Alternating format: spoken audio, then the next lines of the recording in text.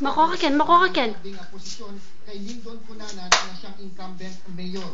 Sinubok ng grupo ni Romulo si Lyndon Cunanan.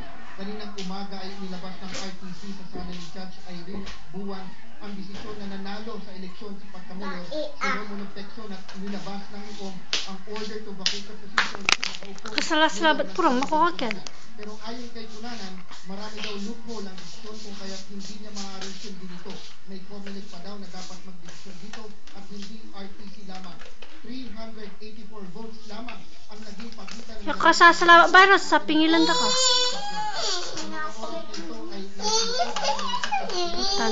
Ako makoken. Puta na dami mo ko nakoken. dahil sa pinaglalabang mga prinsipyo. Ang resulta ngayong Julius, 2 ang mayor